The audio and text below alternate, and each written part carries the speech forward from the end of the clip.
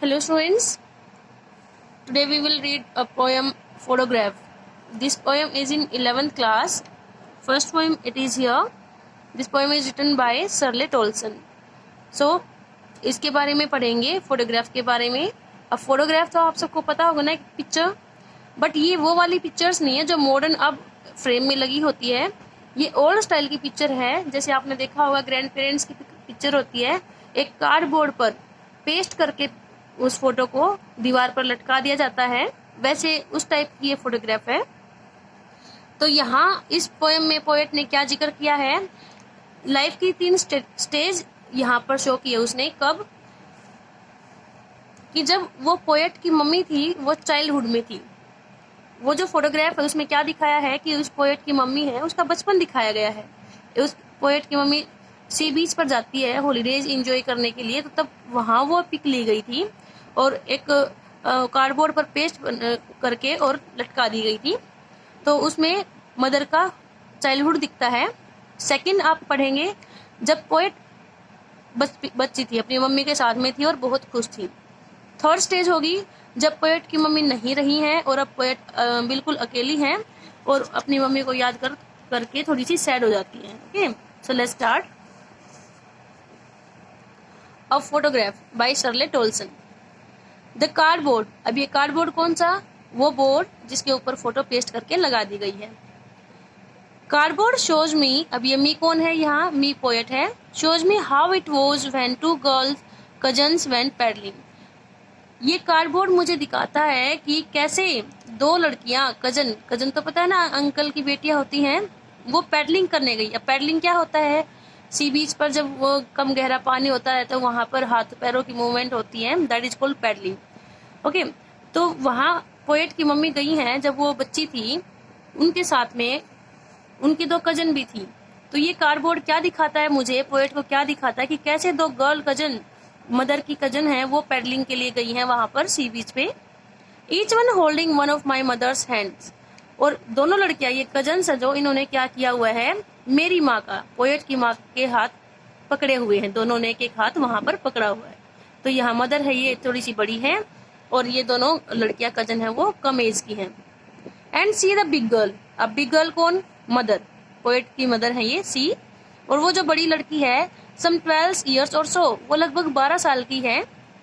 तो यहाँ मदर की एज दिखाई गई है 12 साल की. उनके चाइल्डहुड के एक यहाँ पर हैप्पी मोमेंट दिखाया गया है कि जब वो सी बीच पर इंजॉय करती हैं. ऑल 3, कौन all 3, mother and 2 girl cousins. All 3 stood still. अब वो स्थिर खड़ी हैं, मोशनलेस खड़ी हैं. अब वहां इंजॉय करने के लिए गई हैं और स्थिर क्यों खड़ी हैं, to smile through their hair at the uncle with the camera. अब वो स्माइल कर रही हैं किस बात के लिए, उनको एक फोटो खिंचानी है. सामने पोएट की मदर के अंकल हैं, वो कैमरा लेकर खड़े हैं और वो स्माइल कर रही हैं उस अंकल की तरफ फोटो करवाते हुए. जब वो स्माइल करती है अच्छी पिक आए. अब इसका क्या मतलब है, स्माइल थ्रू देयर हेयर. वहां सी बीच पर हवा चल रही है और हवा चलने की वजह से उनके बाल उनके फेस पर आ गए हैं और फोटो खिंचवाने के लिए वो स्माइल कर रही हैं. तो इसका मतलब हुआ कि वो अपने बालों में से कैसे स्माइल कर रही हैं, क्योंकि फेस पर बाल आ गए हैं और स्माइल भी कर रही हैं.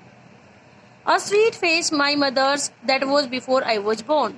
एक प्यारा सा चेहरा मेरी माँ का.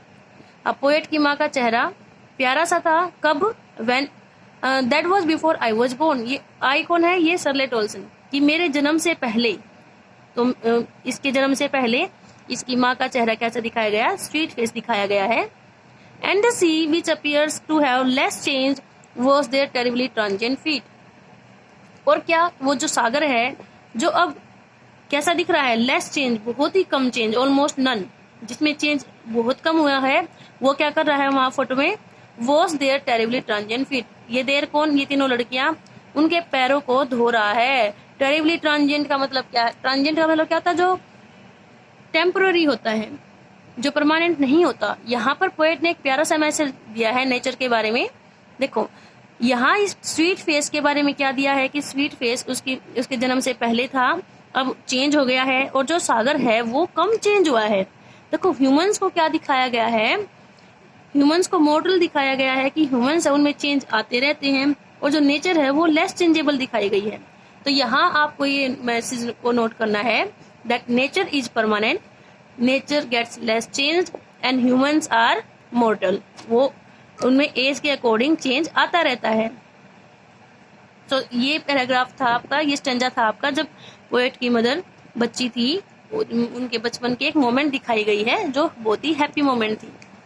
नाउ अब क्या है, पोएट का जन्म हो गया है और उसकी मदर है वो अडल्ट हो गई है, पोएट अपनी माँ के साथ में है। तो क्या हुआ है, वो फोटोग्राफ को देखकर उसकी मम्मी खुश है, पुरानी यादें ताजा हो गई हैं और पोएट को क्या बता रही हैं, सम 20-30 years later she would laugh at the snapshot. ये सी कौन, पोएट की मदर है। कहते कुछ 20-30 साल बाद, कौन से 20-30 साल बाद में, इस फोटोग्राफ के इतने 20 या 30 साल बाद में वो मेरी माँ है वो हंसती हैं। स्नैपशॉट क्या, वो पिक्चर, वो कार्डबोर्ड पर जो फोटो है उसको देखकर हंसती हैं। और क्या कहा मुझे, सी बेटी एंड डोली। अब ये कौन है, वो दोनों जो 2 गर्ल कजन है ये, कि देखो बेटी और डोली। सी वुड से, मेरी माँ मुझे कहती, and look how they dressed us for the beach. अब ये दे कौन, ये कौन है, ये दोनों गर्ल कजन्स है और ये पोएट की मदर है, उनके पेरेंट्स के लिए कहा है कि देखो वो हमें कैसे तैयार करते थे बीच हॉलीडेज के लिए, कि हम जब हॉलीडेज के लिए बीच पर जाया करते थे तो वहाँ वो हमें कैसे तैयार करके भेजते थे। The C holiday was her past, mine is her laughter. अब ये सब कुछ बताते हुए पोएट जब हमें ये सारी चीजें बता रही है तो थोड़ा सा वो सीरियस हो जाती है। वो क्या कह रही है कि जो सी हॉलीडे था ना, जो इस पिक्चर में था, वॉज हर पास्ट, ये हर कौन, पोएट की मदर, कि मेरी माँ का वो पास्ट है, ये टाइम बीत चुका है तो पास्ट हुआ। माइन इज हर लाफ्टर, और मेरे लिए, माइन ये पोएट, मेरे लिए क्या, मेरा पास्ट क्या है, मेरी माँ की हंसी, कि जो मेरी माँ की हंसी थी, वो हंसती थी, वो मेरे लिए पास्ट हो गया है।